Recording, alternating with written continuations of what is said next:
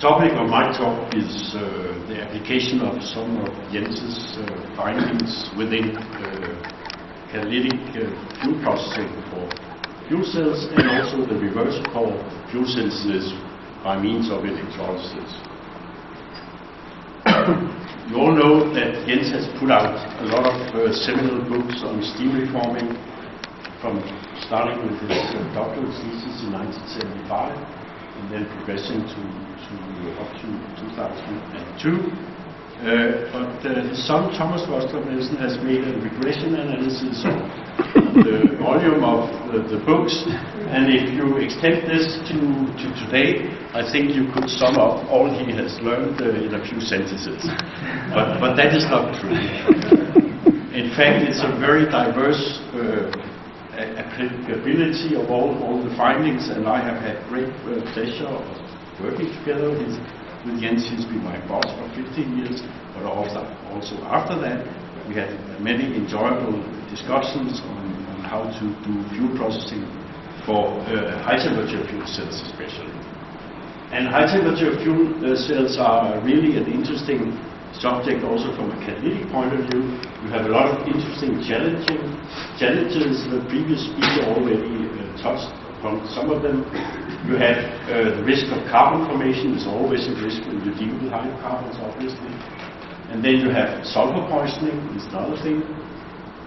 What's really important with fuel cells is obviously the efficiency.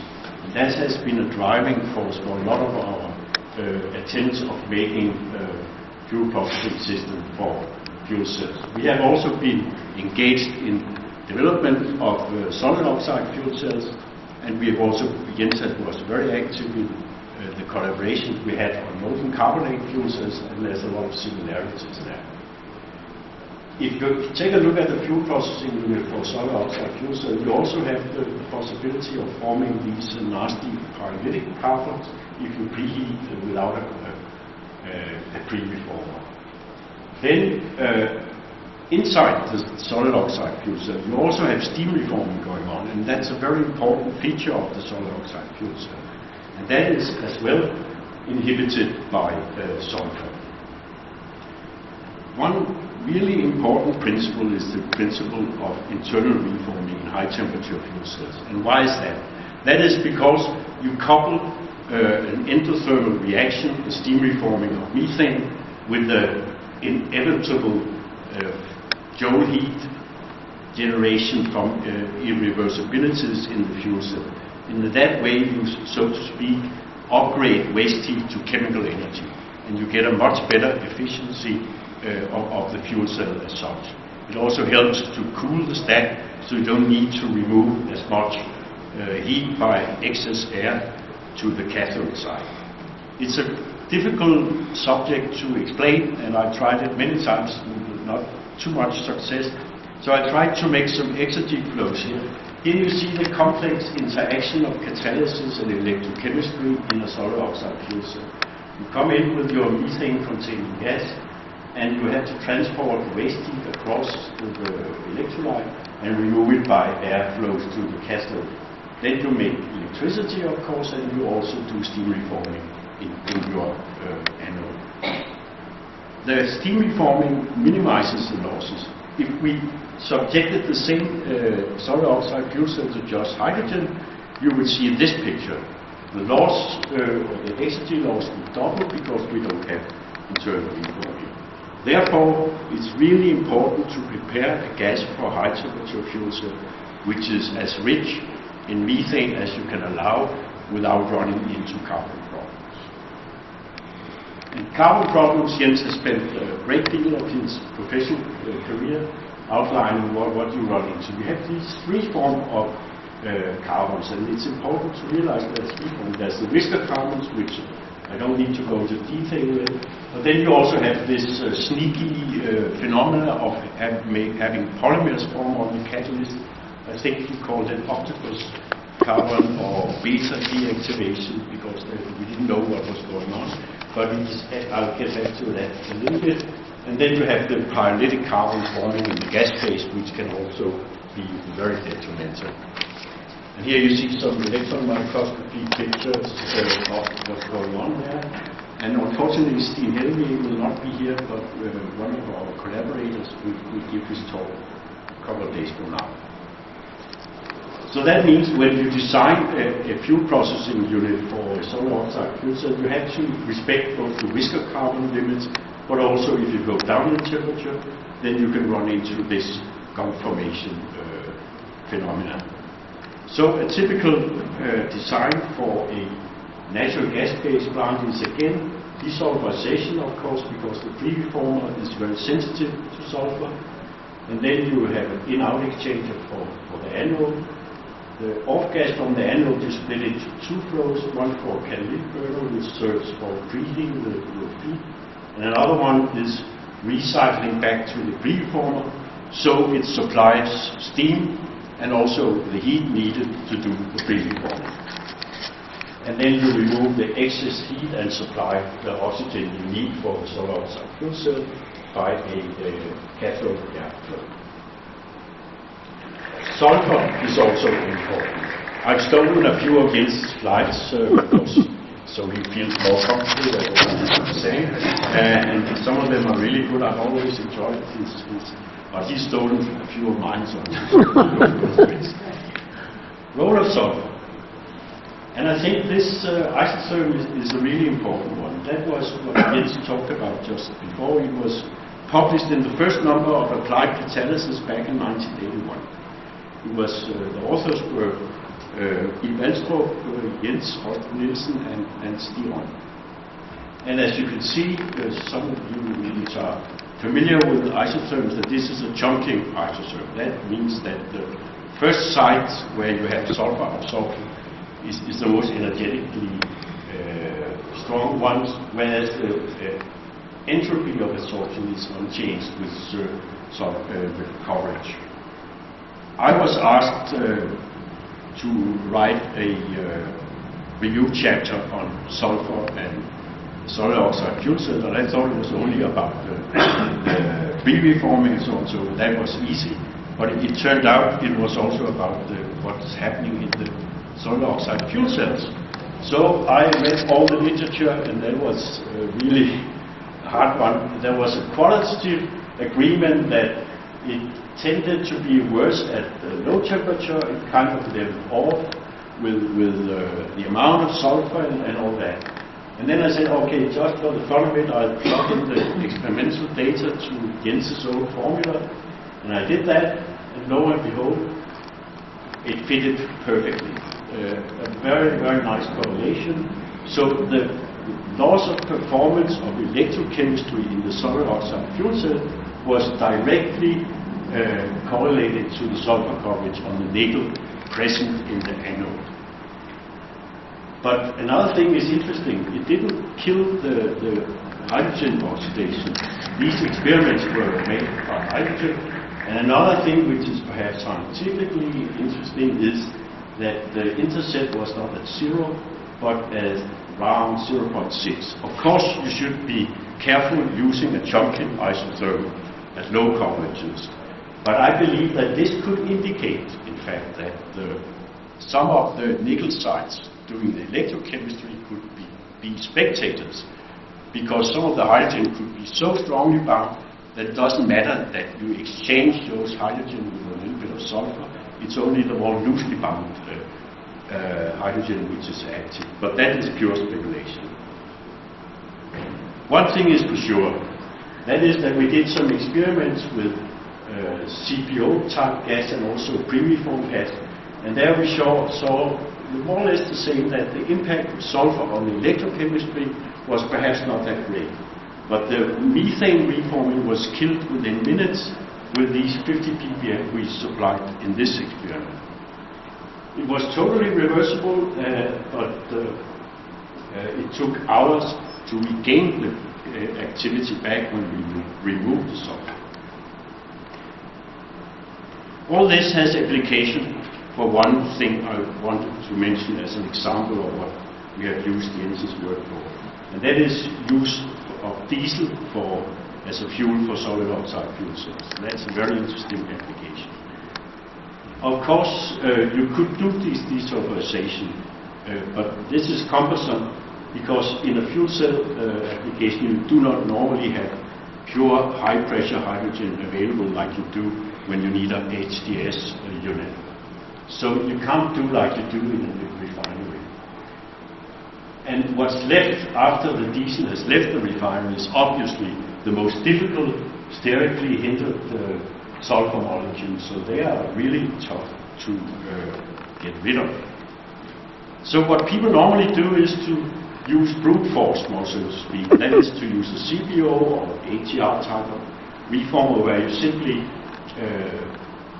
burn part of your fuel and then you convert all the sulfur to hydrogen sulfide, then you can absorb it on the zinc oxide and it will go to the solar oxide fuel cell.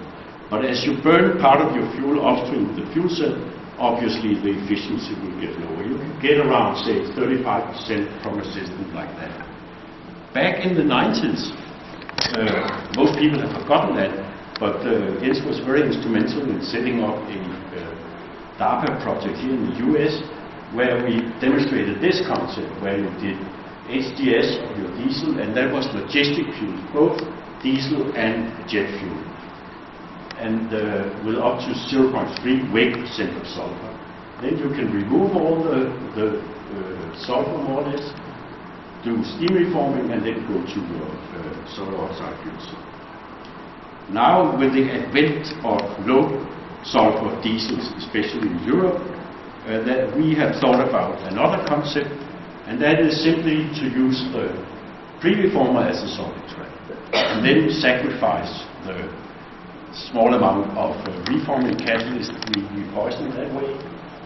The catalyst division is very happy about the concept because we would sell a little more pre-reformer catalyst.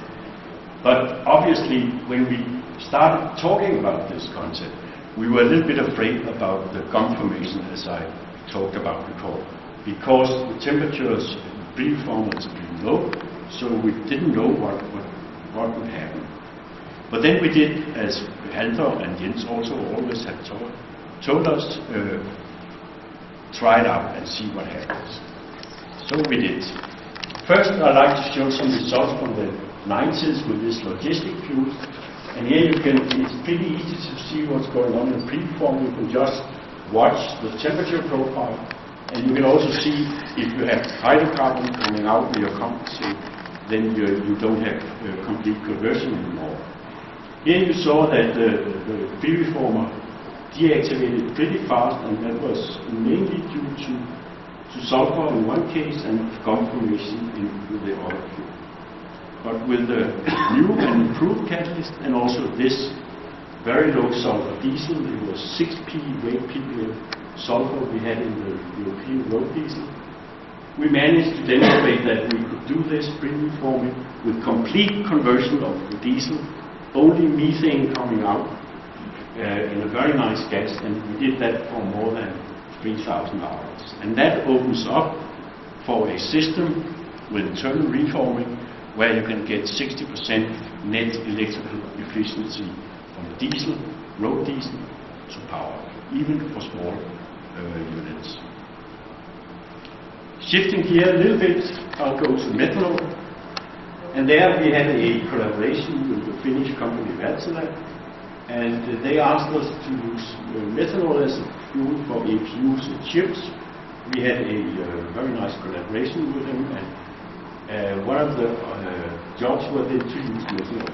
And we started thinking, well, this should be easy, you could do it directly, but we had done steam reforming of methanol, so we know how it would behave. And methanol has a lower entropy of reforming than methane, so there would be certain drawbacks. Another problem would be that if you preheat methanol to the operating temperature of the solar oxide fuel cell, you run a large risk of forming carbon in the preheat. Another thing is, as I said, the delta H is lower and you would need almost a double airflow. So I thought about why don't we do the completely reverse, and instead of doing reforming, we do methylation. And this should be easy, right? We can just use a normal reforming catalyst, But it turned out to be a catalyst development job, and some of the first experiments would have been a nice illustration for Jens's book on whisker carbon, but we managed to tailor-make one catalyst where we could do this methanol methylation in one trip, in one step, and that means that we get more or less the same gas composition as when we pre-reform natural gas. And again, we get a high overall electrical efficiency due to the benefits of internal reform. So we get these benefits. We got rid of the carbon formation problem.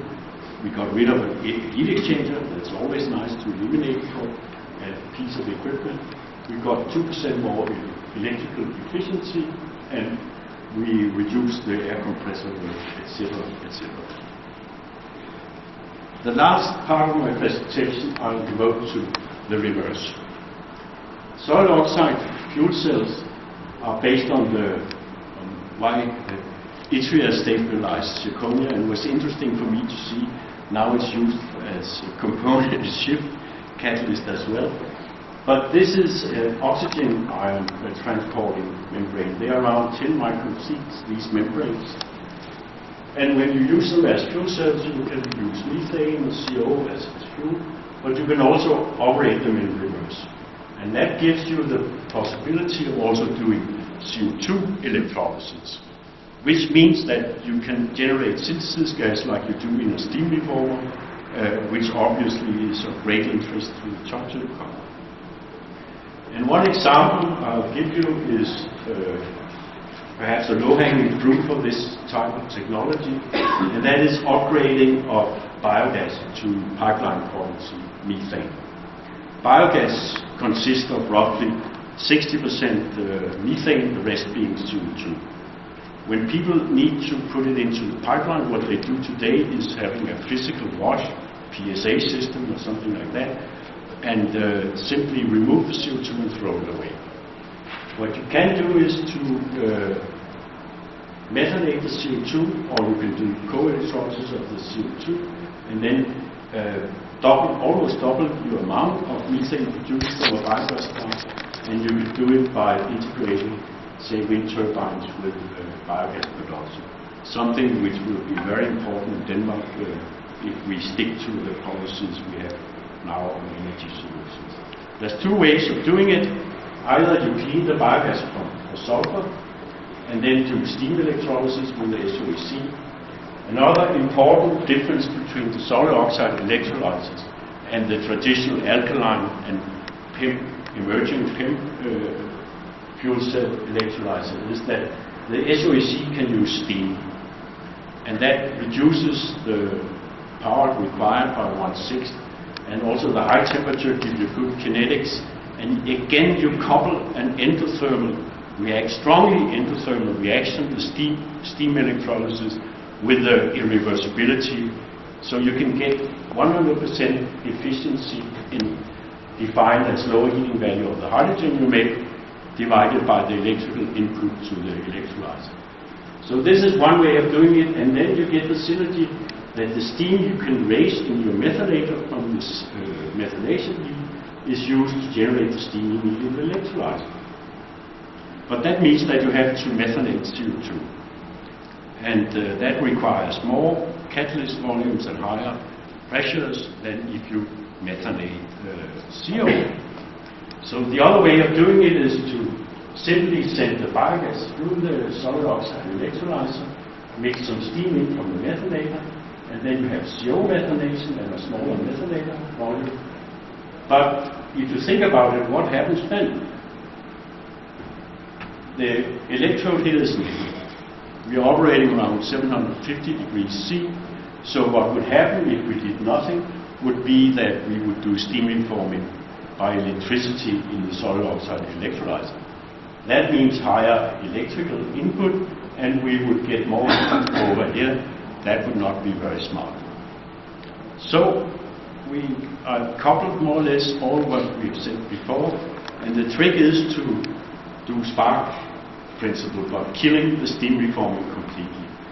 And then realizing that you do not kill the electrochemistry to the same extent, And using the formula I showed you before, we calculated that if we put in 6 to 8 ppm of hydrogen sulfide, then we could shut down the steam reforming of the methane and still only need 10, 15 to 20% more stack area.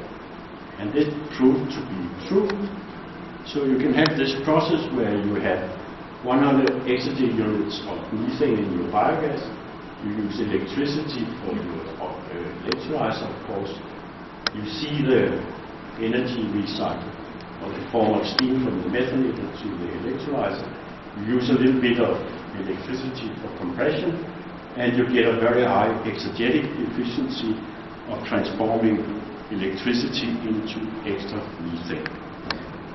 So this is a very efficient way of coupling physical energy in the form of electricity with chemical energy or biomass. And perhaps the most important aspect of this technology is that you break the biomass bottleneck. And that will become important in future energy systems, where you want to be completely independent of fossil fuel. And this is what the plan is in Denmark, where you want to go to 100% renewable electricity in 2035 and complete independence of fossil fuels in 2050. And in order to solve that, the intermittency of the wind turbines, which we have a lot of in Denmark, there solid oxide electrolysis and fuel cell and catalysis for transforming syngas into transport fuel will become extremely important. So you could say that all these technologies I've mentioned will be key enabling factors in order for this to become a reality. And with that, I thank you for your attention.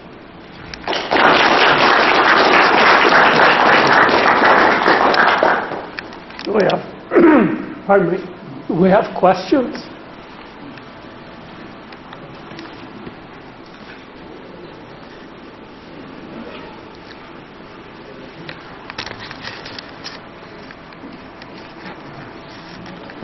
Well, I guess you've done an excellent job of convincing them. There's no question. Otherwise, they're just dumb. I don't know. Ah.